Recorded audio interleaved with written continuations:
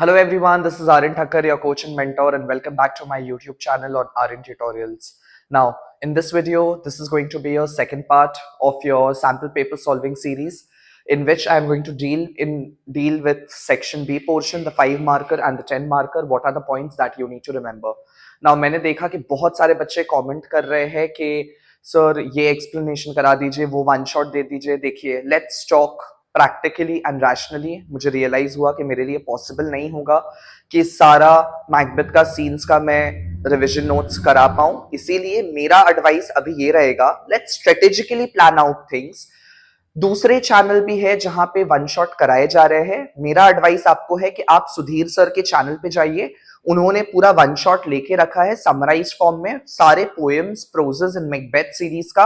आप उस वीडियो को देख लीजिए for the explanation and then you come back to my channel और मैं आपको आपका एमसीक्यूज, गिव रीजंस एंड जितना हो सकेगा 2-3 सैंपल पेपर, सैंपल आंसर्स करा देता हूं. And by the evening time I'm going to come up with all the important acts, scenes, along with that the important poems and proses and the questions which are the most probable for your tomorrow's examination. ठीक है, so chalo let's get started.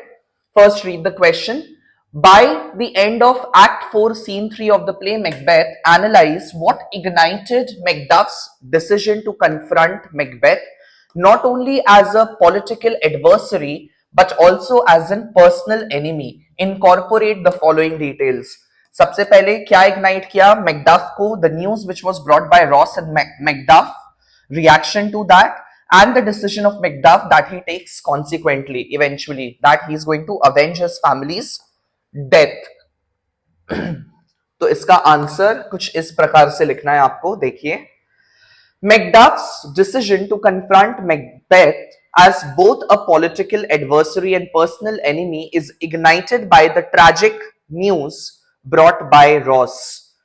First key point, the tragic news brought by Ross of his family, that Macbeth has got his family murdered.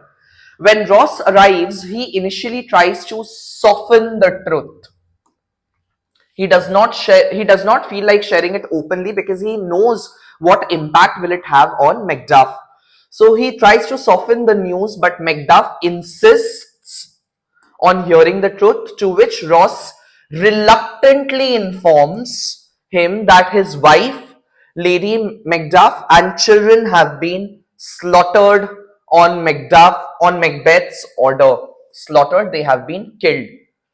Macduff's reaction is one of the profound important mix of shock, grief, and disbelief at the same time.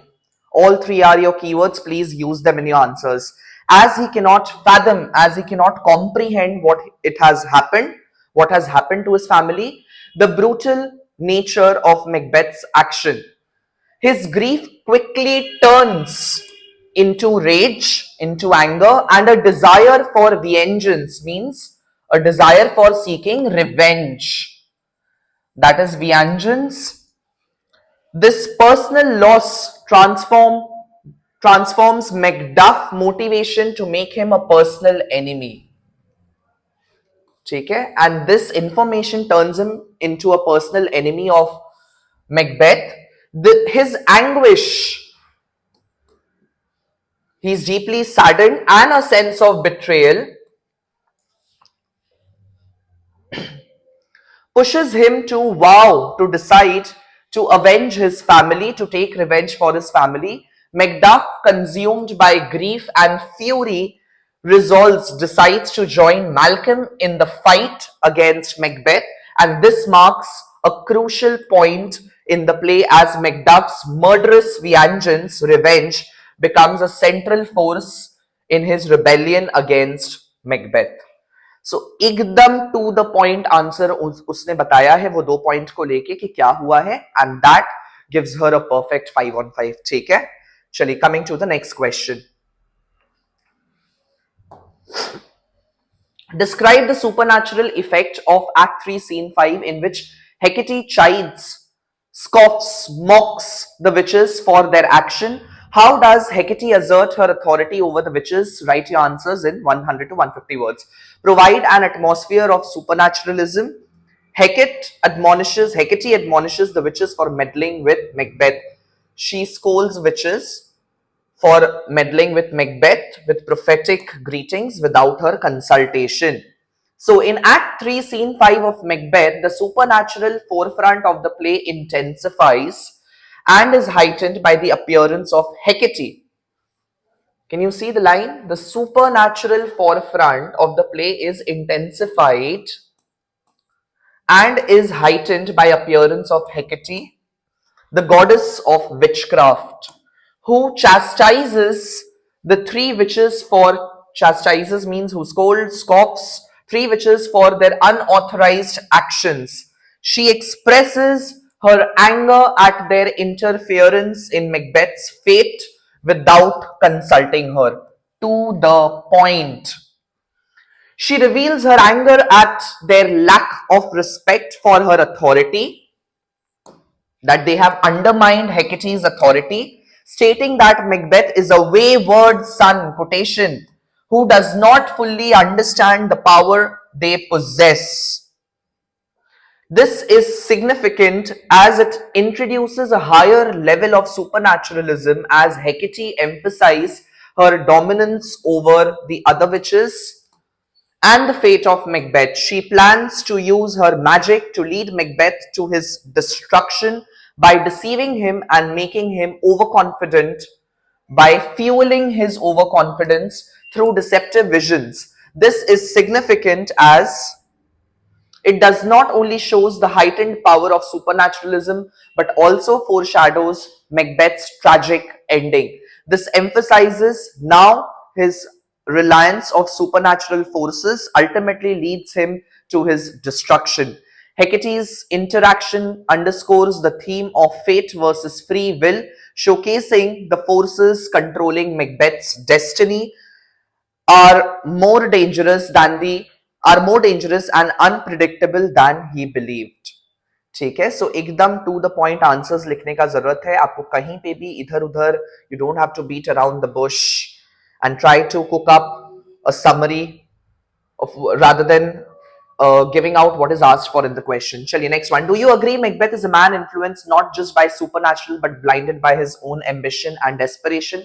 Give evidences from Act 3 and 4 of the play and frame your answer in about 200 to 250 words.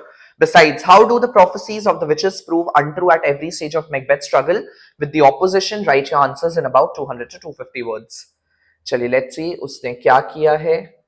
Okay, first one, supernaturalism. No. Do you believe that Macbeth is always dependent on? One second, what was the question? I forgot. Do you agree Macbeth is a man influenced not by just supernatural but blinded by his own ambition? Yes, he is. So, Macbeth's downfall is not solely caused by the supernatural influences but is largely driven by his own unchecked ambition. Okay, and growing desperation. एकदम keyword directly डाला है. While the witches' prophecies fuel his desire to secure power, it is more of his ruthless determination and ambition that plays in the forefront, forcing him to increasingly commit more and more violence and reckless acts.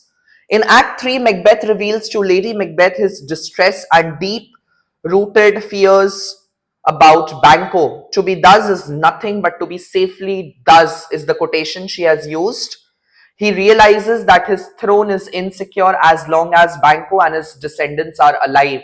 Instead of letting fate to take its course, Macbeth takes matters into his own hands and hires assassins, murderers, assigning them the murder of Banquo. Macbeth's desperation and paranoia can be showcased by the way he manipulates and convinces the assassins into believing that Banquo is their real enemy. This makes us realize that Macbeth's unchecked ambition has made him reckless and paranoid. During the banquet scene, Macbeth is tormented by Banquo's ghost. His guilt and fear caused him to break down in front of his guests, revealing that his mind has been unraveling under the weight of his crimes. In Act 4, when he visits the witches again, his desperation blinds him to the witches' deceit, treachery, dhoka.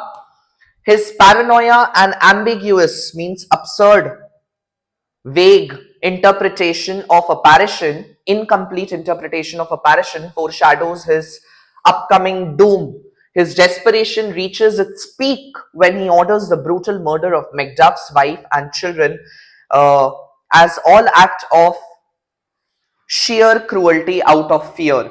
This violence highlights how his ambition has transformed him into a merciless tyrant. So, can you see she has not written a summary of Act 3 and Act 4, rather, she has taken up points which actually throws upon the idea that he indeed is governed by his own personal ambition, which leads to his ultimate downfall. So, this is the kind of answer that your school teachers will be expecting when you write, rather than giving just the summary. So it is like you have to serve the platter to them so that they can just pick up the points, check it whether it matches with the keyword or not, and they will award you full marks for that. Okay.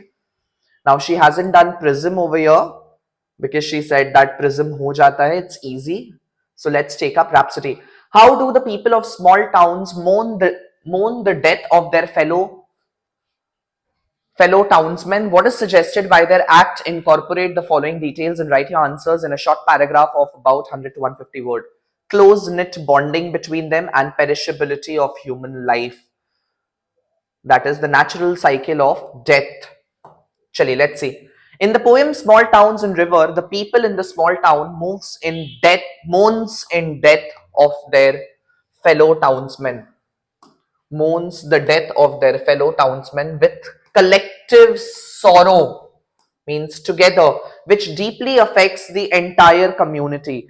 People in small town foster close-knit relationship,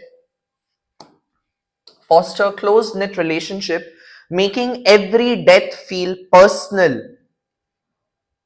This shows that they are very intimately tied. They feel every person's death to be personal.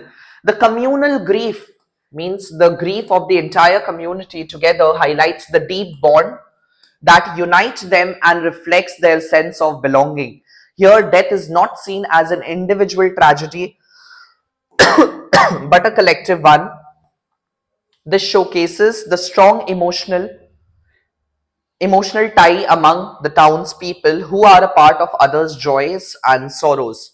At the same time, mourning serves as a poignant, important, evocative reminder of the perishability of human life, reinforcing the idea that death is an inevitable and no one can exempt from its reach.